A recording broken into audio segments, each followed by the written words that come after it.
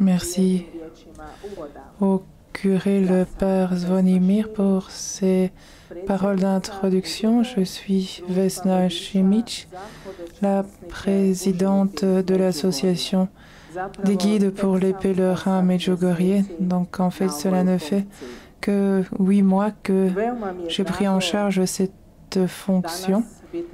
C'est un grand plaisir pour moi d'être ici avec vous. Je vois que vous venez en grand nombre.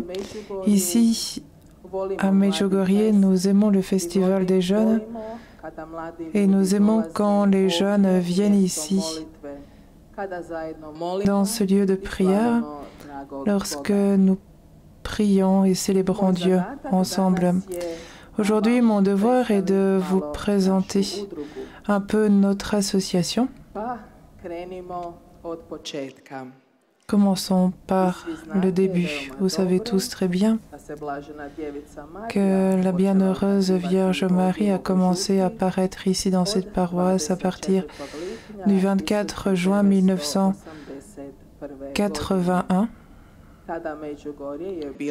Alors, Medjugorje était un endroit, un village simple, la vie simple, où l'on vivait de l'agriculture, et là où vous êtes, là où je suis, c'était les champs de tabac et les vignobles. Et peut-être que vous allez vous demander qu'est-ce que cette agriculture a en lien avec les guides. Il n'y a aucun lien, autant que je sache, mais comment Notre-Dame est venue, tout a changé ici. Les gens ont cru, ont commencé à prier, à jeûner, et rapidement, les pèlerins ont commencé à arriver ici. Ils venaient de divers pays du monde et bien sûr, chacun parlait sa langue. Ces pèlerins ne parlaient pas le croate, et ici on ne parlait pas la langue de ces pèlerins. Il a fallu improviser pour se comprendre, pour pouvoir communiquer avec ces nombreux pèlerins qui voulaient savoir ce qu'il se passait ici, qui voulaient savoir et visiter les lieux de prière, qui voulaient aller sur la colline, qui voulaient aller au lieu des premières apparitions. C'est ainsi que les enfants de ce lieu, des jeunes de ces environs, ont fait des efforts pour apprendre les langues et d'une certaine manière pour essayer d'expliquer aux pèlerins ce qu'il se passe ici. Ils priaient ensemble. Vous savez que depuis le tout début, nous avons le programme de prière du soir, et puis avec eux, nous allions sur les lieux de prière et dans l'église. Mes collègues qui en ce temps-là étaient jeunes avaient du temps pour tout, et pour l'école et pour aider leurs parents dans les champs, pour passer du temps avec les pèlerins et quand même arriver au programme de prière du soir. Je vais vous donner 2 exemples. Une de nos collègues, ces années-là, avait le même âge que les voyants et vivait dans le même village que les voyants, et elle se demandait pourquoi Notre-Dame ne lui était pas apparue. Je me pose cette question parce que c'est une personne très chère, mais elle n'a pas longtemps réfléchi sur ce fait, mais dans la conversation avec les pèlerins, elle a compris qu'elle voulait devenir un guide, qu'elle voulait témoigner de ces messages de Notre-Dame avec les personnes qui venaient à Medjugorje, que cela lui donnerait grande joie. Il a fait beaucoup d'efforts pour apprendre les langues étrangères et maintenant elle est un guide. Elle l'a été pendant une grande partie de sa vie. Et non seulement qu'elle est guide, mais à un certain moment de sa vie, elle a écrit un livre sur les apparitions de Medjugorje, sur ce qui a eu lieu, sur ce qui a toujours lieu en ce village. Une autre collègue qui vit près de Medjugorje, qui venait souvent à Medjugorje alors qu'elle était encore très jeune, et elle accompagnait les pèlerins. Elle traduisait même les messages pour les pèlerins. Et elle, aujourd'hui encore, est encore un de nos guides, un des membres de notre association aujourd'hui. Sa fille, de même, est devenue guide. Donc, ces premiers jours-là étaient des temps de grand enthousiasme et nous le vivons comme ça aujourd'hui encore. Et il y a eu aussi un autre instant, c'est que nous nous trouvons en Bosnie-Herzégovine et en ce temps-là, nous vivions en Yougoslavie. Vous avez certainement entendu parler de ce fait. Et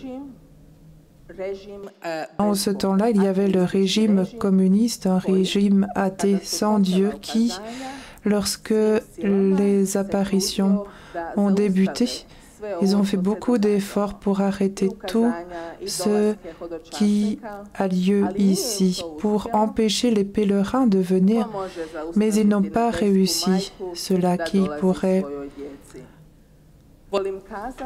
empêcher notre Mère Céleste de venir vers ses enfants. Je dois dire que pendant les premières années, les 10 premières années d'apparition, tout s'est déroulé sous ce régime et je dois dire que ce régime s'est effondré, mais que notre Mère est toujours là avec nous. Elle nous invite toujours à la prière. Je voudrais vous dire qu'en ce temps-là, il y avait des guides touristiques d'autres parties de la Yougoslavie qui venaient ici, des guides qui connaissaient les langues étrangères, mais qui n'étaient pas des personnes qui connaissaient les thèmes religieux, qui connaissaient la prière. Et en fait, c'était une chose qui manquait beaucoup pour les pèlerins. Et comme le Père Zvonimir l'a dit, il est nécessaire qu'il y ait quelqu'un qui puisse guider, qui puisse être un bon exemple dans ce village. Et donc nous en arrivons à un moment où nos prêtres, nos franciscains, avec des jeunes de la paroisse et des environs, on arrive à conclure qu'il serait bon d'assurer aux pèlerins de bonnes informations, un bon accompagnement pour que l'on puisse vraiment montrer que ce lieu est un lieu de prière, un lieu de réconciliation. Medjugorje n'est pas un lieu de tourisme et vous l'avez expérimenté vous-même et vous l'expérimenterez. C'est un lieu de prière, un lieu de réconciliation, autant pour nous qui vivons ici et travaillons ici. Il est bon pour nous qu'il en reste ainsi, que nous soyons un bon exemple pour vous. Donc en 1991, 10 ans après le début des apparitions de Notre-Dame, nos prêtres, particulièrement le Père Leonard Oreć, qui en ce temps-là était le curé, le Père Savko Barbarić, dont vous avez certainement tous entendu parler, qui a fait tant de bonnes choses ici à Medjugorje, le Père Jozo Zovko, et de même le Père Ivan Landek. Donc c'est ainsi que sont organisés les premiers examens pour les guides ici dans la paroisse. Et ensuite, on organise cette association, l'association des guides pour les pèlerins, pour l'examen des guides. Il y a des thèmes qui sont importants. Tout d'abord, la Sainte Écriture. Vous savez que Notre-Dame nous invite à lire la Sainte Écriture tous les jours, ainsi que le catéchisme de l'Église catholique. Après la Bible, le catéchisme est un livre que je préfère. Je l'ai lu plusieurs fois dans ma vie et je vous le conseille car il donne des réponses à beaucoup de questions. De même, nous lisons et apprenons beaucoup de choses sur les apparitions de Notre-Dame et les événements de Medjugorje et ses messages. Donc c'est une très bonne école et nous devons être les premiers à connaître toutes ces choses pour pouvoir les raconter. Donc de 91, cette association existe et à travers toutes ces années, cela fait maintenant 33 ans que nous existons et 43 ans d'apparition de Notre-Dame. Et après autant d'années, nous pouvons voir comment tout cela s'est passé. Nous croyons fermement que d'une certaine manière, notre association et ce travail de guide pour les pèlerins n'est pas seulement un travail, mais c'est un peu comme un des nombreux fruits des apparitions de Medjugorje. Je continuerai en disant que dans l'association, nous nous rassemblons une fois par mois. Vous savez que le 25 de chaque mois, Notre-Dame donne un message pour nous tous et le lendemain de ce message, nous avons notre rencontre mensuelle où nous allons méditer ce message de Notre-Dame. Il en est ainsi depuis le début et nous avons un assistant spirituel qui généralement est un prêtre de la paroisse. Actuellement, notre assistant spirituel est le curé de Medjugorje, le père Zvonimir, qui nous a présenté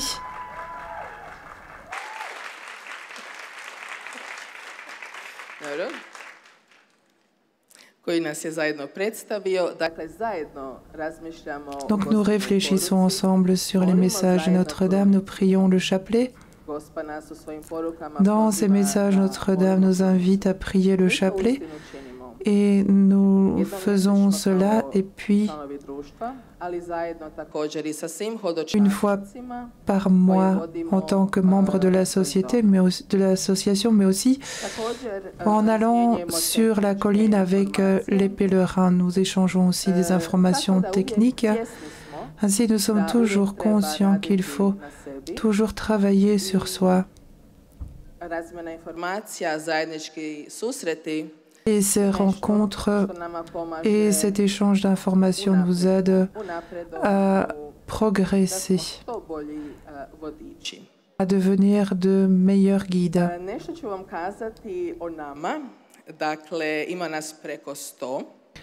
Nous sommes actuellement plus de 100 membres ayant diverses professions. La plupart ont fait des études universitaires. Nous avons un architecte, un policier, nous avions une doctoresse, nous avons des professeurs, des collègues qui ont fait des études de théologie parce qu'ils voulaient mieux connaître leur religion, leur relation avec Jésus. Ils veulent vivre leur foi. Nous avons une collègue qui aime faire des gâteaux. Donc, elle fait un gâteau, elle va avec son groupe sur la colline, elle prie le chapelet. Et puis, quand ils redescendent, ils peuvent manger un morceau de gâteau et prendre un café. Il y a un film vidéo que vous allez pouvoir voir lors du 25e anniversaire de la naissance de notre association. Nous avons recueilli toutes ces photographies et une collègue avec son époux en a fait un court film. Notre collègue qui parle de langue étrangère avec son époux produit des films documentaires, généralement de contenu religieux. Donc nous pouvons dire qu'elle a une bonne collaboration professionnelle avec son époux. Je vous ai parlé d'une collègue qui a écrit un livre. Une autre a créé un film documentaire sur Medjugorje.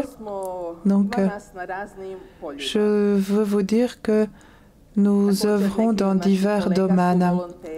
Certains de nos collègues sont bénévoles. Vous avez entendu le témoignage hier de l'association des Mains de Marie. Il y a des collègues qui sont dans cette association. D'autres collaborent aussi étroitement avec les repas de Marie dont vous avez entendu parler hier. Donc ce n'est pas seulement parler des messages de Notre-Dame, mais c'est les vivre dans la vie quotidienne. Et c'est cela. Donc le but, la mission de notre association et de sa fondation a été de pouvoir être un bon exemple, de pouvoir transmettre les messages de Notre-Dame, de pouvoir vous accompagner sur ces collines. J'aime dire que les guides sont comme un pont entre les pèlerins et Medjugorje. Donc quand nous vous accueillons à l'aéroport et vous amenons à Medjugorje, déjà nous vous parlons de ce lieu. Par exemple, ces dernières années, il y a de plus en plus de pèlerins qui arrivent ici pour la première fois. C'est une grande joie pour nous. C'est aussi une grande joie de revoir les mêmes visages qui reviennent. Nous nous réjouissons quand nous voyons que des personnes reviennent la deuxième ou troisième fois et emmènent avec elles leurs amis, leurs familles, leurs voisins, car ce lieu est ouvert à toutes les personnes qui veulent entendre la parole de Dieu. Donc, nous vous accompagnons sur les collines, particulièrement l'été, quand il fait très chaud. Alors, on va très très tôt sur les collines. Vous avez certainement vécu ça vous aussi ces jours-ci.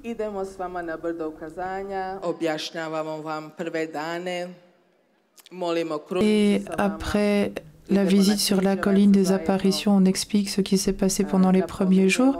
Puis on va sur la colline des apparitions, sur la colline du Križevac, en priant le chemin de la croix. Ensemble, on peut expliquer ce qu'est le programme de prière du soir, qui est le cœur de la spiritualité de Medjugorje. Donc, je vous ai parlé des messages de Notre-Dame. Et on parle aussi de la confession que l'on vit chaque jour ici. Autant que nous le pouvons, nous allons pour le programme de prière du soir. Le chapelet, la messe, comme Notre-Dame nous le demande. Donc nous parlons aussi de notre histoire, de notre tradition. D'une certaine manière, nous pouvons ainsi vous mettre en lien avec ce lieu, avec ce pays. Donc quand nous expliquons tout, l'histoire jusqu'à ce jour, nous espérons que vous pouvez alors avoir une image plus complète de ces événements ici à Medjugorje. Nous sommes ici si il y a des besoins, si il y a des accidents qui ont lieu, si vous perdez vos documents, si vous avez besoin que quelqu'un vous écoute. Nous sommes là lorsque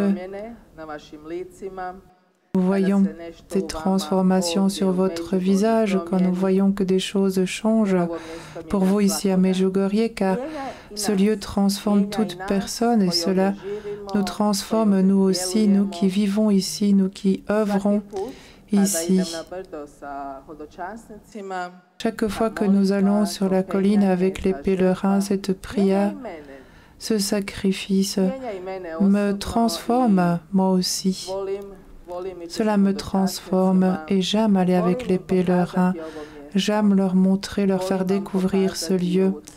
J'aime montrer l'Église, ce lieu de prière. Et j'aime dire que tout cet espace autour de l'Église est un lieu de prière. J'aime dire que partout où vous asseyez ici, vous trouverez la paix et le silence. Même si il y a beaucoup de monde, même si il y a la foule, pour moi, qu'il y ait beaucoup de monde ou pas, à Medjugorje, je peux trouver partout des coins de silence, des coins de paix pour prier.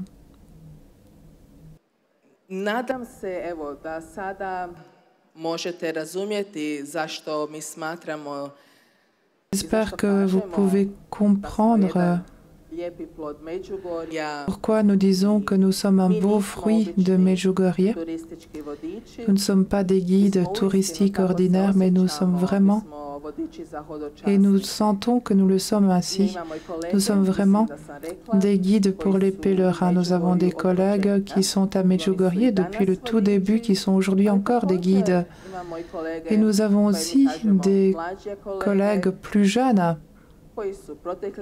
qui ont passé cet examen l'an passé, mais croyez-moi, ils ont ce même ardeur, ce même enthousiasme, cette même ardeur pour vivre et parler des messages Notre-Dame.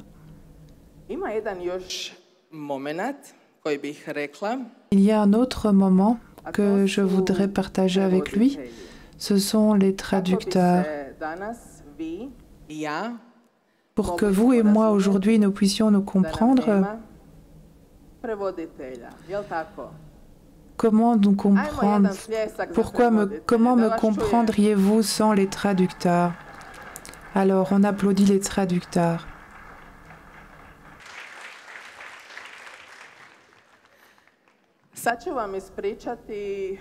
Je vais vous raconter une chose que m'a dit ma collègue qui se souvenait que les premières années du festival, le programme avait lieu dans la tente verte. Donc, la prairie qui est derrière vous était une prairie sur laquelle il y avait autrefois une tente verte et dans cette tente se déroulait le programme qui maintenant a lieu sur l'hôtel extérieur. Ma collègue se souvient très bien, c'était très simple. D'un côté, il y avait la scène où venaient les conférenciers et d'un autre côté, il y avait les traducteurs qui traduisaient, c'était très simple. Et il y avait uniquement quelques centaines de participants. Vous voyez aujourd'hui que le festival a grandi et vous savez très bien que le premier festival a eu lieu en 1989. Vous savez très bien que c'est le père Slavko Barbarić qui a tout commencé, qui a commencé à l'organiser. Cette année, nous avons le 35e festival et c'est ainsi que le festival a grandi, a pris de l'ampleur et la manière de traduire a changé, c'est-à-dire que tout a été perfectionné au point de vue technique et technologique et ces dernières années, avec le centre d'information Mir Medjugorje, Cette traduction est de plus en plus intense. On traduit en de plus en plus de langues et la plupart de vos traducteurs sont des membres de l'association des guides pour les pèlerins, c'est-à-dire qu'ils sont des guides qui sont aussi des traducteurs. Donc, à part que soit né ce besoin d'avoir des guides, il y a eu aussi un besoin d'avoir des traducteurs. Il faut traduire les catéchèses des prêtres. Il faut traduire la Sainte Messe le soir pour que vous, les pèlerins, vous puissiez entendre et comprendre ce que le prêtre dit. Il faut traduire les temps de retraite internationale pour les jeunes. Donc tout cela a eu lieu et s'est développé selon les besoins des pèlerins. Tous nous sommes ici dans l'école de Notre-Dame et il est clair pour nous tous, pour nous qui vivons et œuvrons ici, que nous sommes là pour être à votre service.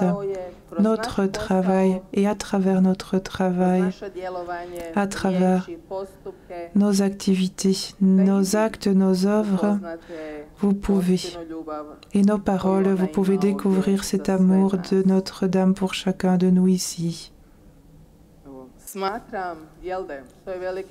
Je pense que c'est un très grand don de pouvoir traduire d'une langue à l'autre. Je voudrais aussi vous raconter quelque chose de personnel. Si vous êtes prêts à cela, je vis ici, je suis ici depuis mon enfance et j'ai vécu ma scolarité ici. Je me suis dit, comment est-ce qu'on peut s'occuper ici? Ici, il n'y a que les collines et l'église. Et ma maman m'a dit, va à l'église. Il est bon qu'il y ait quelqu'un de la famille qui soit tous les jours à l'église. Et vraiment, avec mon ami Rouja, je suis allée tous les jours au chapelet et à la Sainte Messe. Nous allions aussi sur les collines. Le vendredi après-midi, la paroisse va sur le Križevac et le dimanche après-midi, on va sur la colline.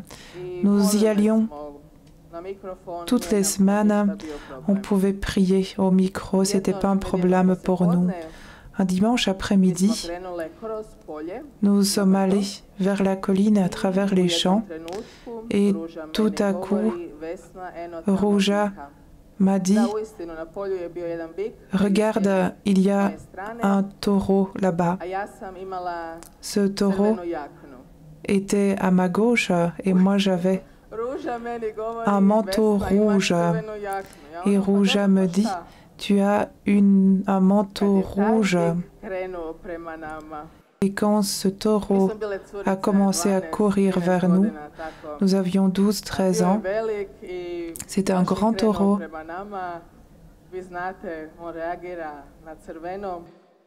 Vous savez qu'il est réagi à la couleur rouge et nous avons commencé à courir.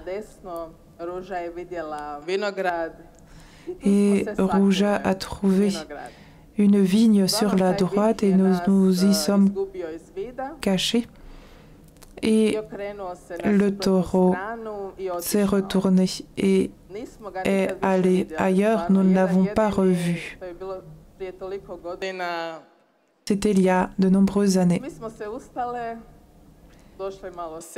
Et alors nous nous sommes levés. Et quand nous avons repris un peu nos esprits, que pensez-vous, qu'avons-nous fait? Eh bien, nous avons continué notre chemin vers la colline. Nous ne sommes pas rentrés chez nous. Nous ne nous sommes pas arrêtés parce que personne ne peut nous éloigner de Notre-Dame, n'est-ce pas? Ça, c'est un applaudissement pour Notre-Dame. Notre-Dame dit très souvent que ce temps est un temps de grâce. Et je crois fermement que ces moments de communion sont des moments de grâce vraiment pour nous tous, ainsi que pour moi qui vous parle. Et je crois que moi aussi, je vais apprendre beaucoup ici, mais j'espère que vous aussi, parce que je dois dire que pendant toutes ces années, cela n'a pas toujours été facile, particulièrement pour les gens qui sont ici depuis le tout début. Je vous ai parlé du communisme. Il n'a pas été facile de fonder l'association, il n'était pas facile de mettre en place toutes ces choses techniques, le centre d'information, la radio, de faire grandir cette association, mais avec la prière, avec les années, avec la foi, en sachant que Dieu est toujours avec nous, jour après jour, avec l'aide de Notre-Dame. Nous cheminons de l'avant. Nous savons que Notre-Dame est avec nous. Nous allons applaudir Notre-Dame.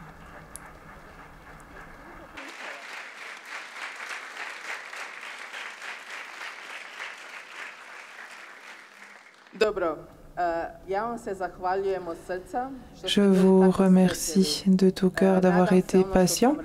J'espère que ce que je vous dis était intéressant et instructif. Je désire remercier Dieu très cher pour toutes ces journées de grâce. Je désire remercier notre Mère Céleste. Pour moi, ceci a été une grande surprise. Jamais dans ma vie, je n'aurais pu imaginer que je pourrais être ici pour parler et que les autres m'écoutent. Je rends grâce à Dieu et à Notre-Dame. Je remercie mes collègues qui sont ici.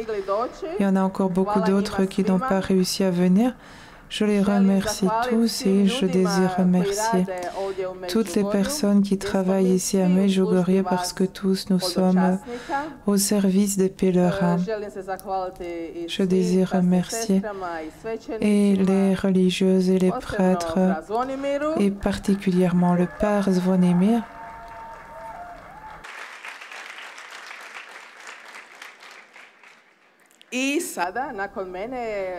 Après moi vient notre collègue qui, en plus de parler deux langues, en plus d'être guide et traducteur, il est un musicien et donc il va commencer par nous chanter un chant de Notre-Dame que vous connaissez tous très bien, mais cela va être interprété à sa manière et puis il va nous donner son témoignage. Il s'appelle Miki. Voilà, je vais inviter mes collègues à venir à l'avant et nous allons danser tous ensemble.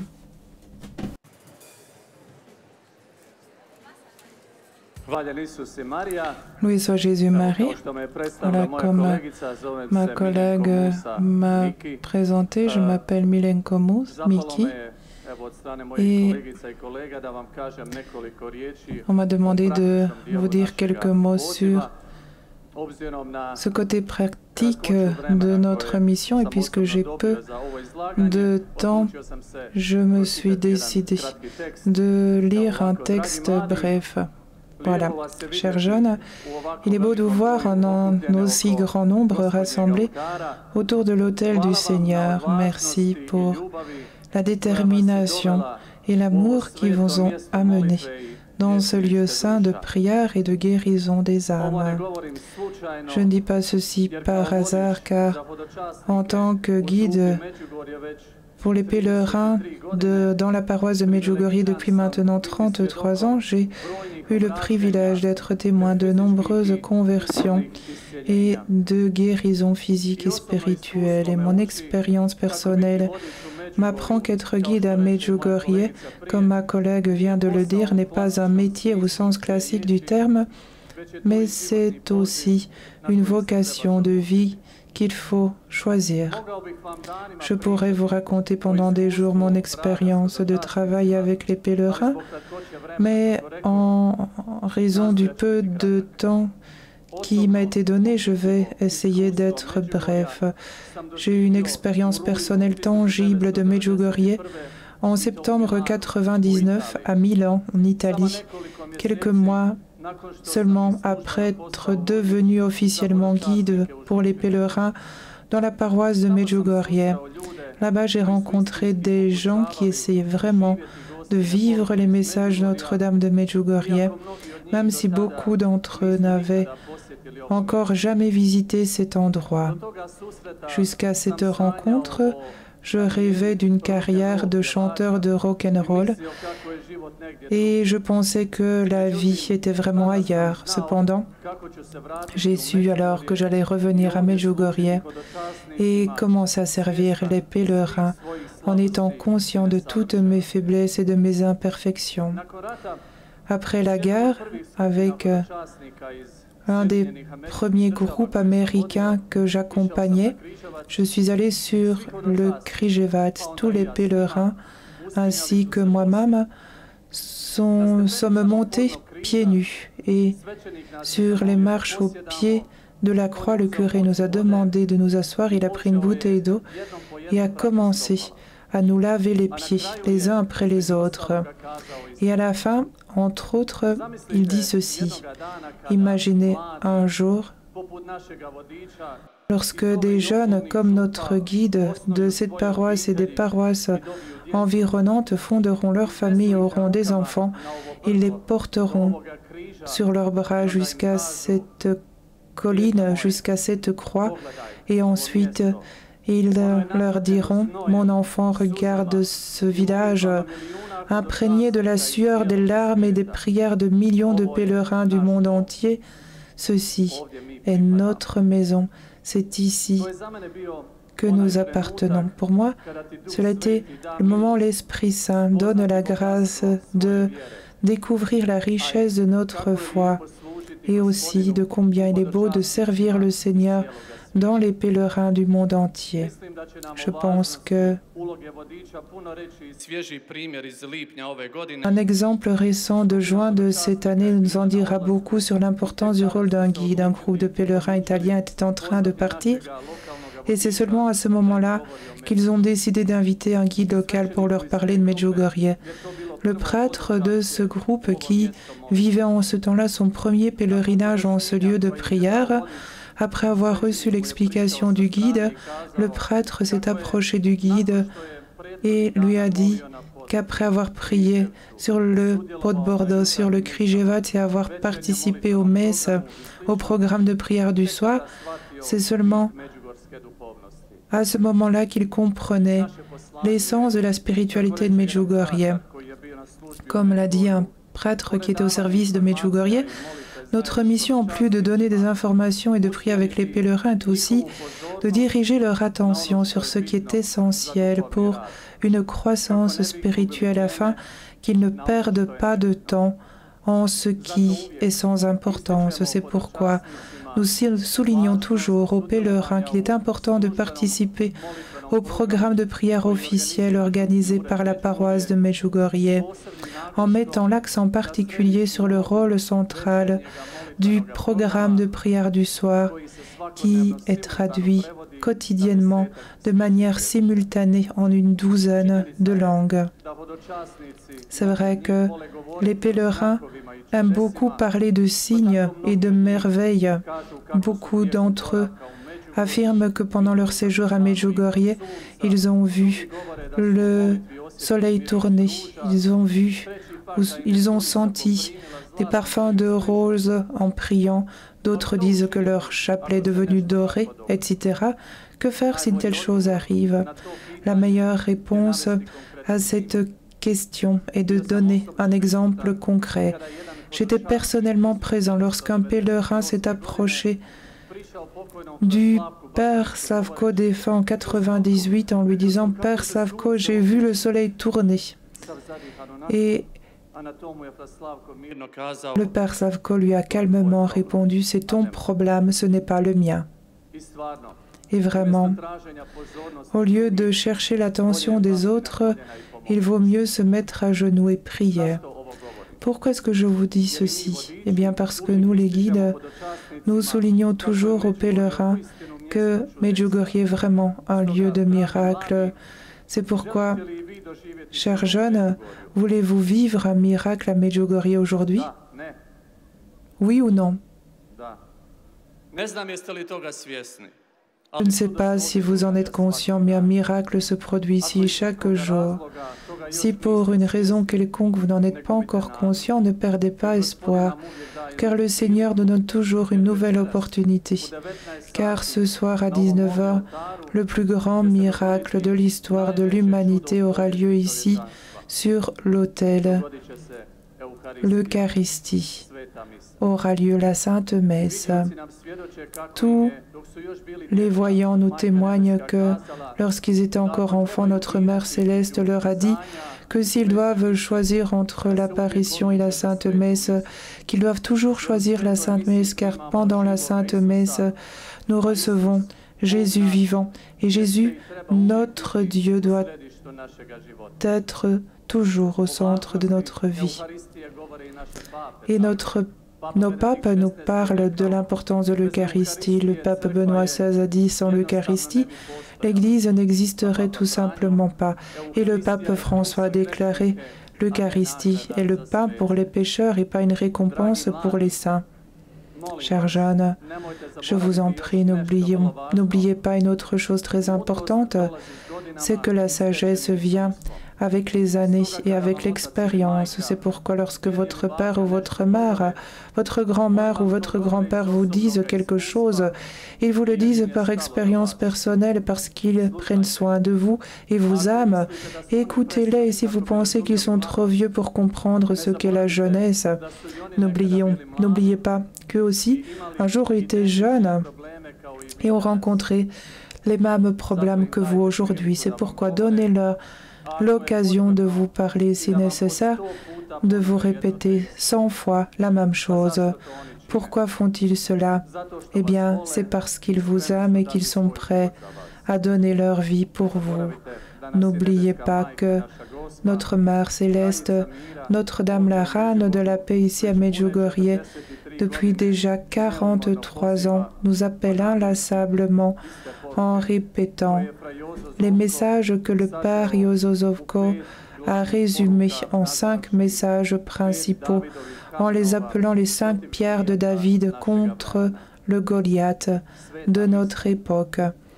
La Sainte Messe, non seulement le dimanche, la lecture de la Sainte Écriture tous les jours, la prière du chapelet tous les jours, ensemble et avec le cœur, le jeûne au pain et à l'eau 2 fois par semaine, les mercredis et vendredis, la confession au moins 1 fois par mois. Je sais que cela semble assez exigeant, mais tous ensemble, décidons-nous à commencer à vivre cette aventure avec notre Mère, la Reine de la Paix, parce que lorsque nous serons fatigués, Notre-Dame nous tendra certainement sa main maternelle et nous mènera à son Fils notre Seigneur Jésus-Christ. C'est pourquoi allons vers Jésus avec Marie et avec Saint Jean-Paul II, disons, Marie, totus tuus, tout à toi, loué soit Jésus et Marie. Je vous remercie.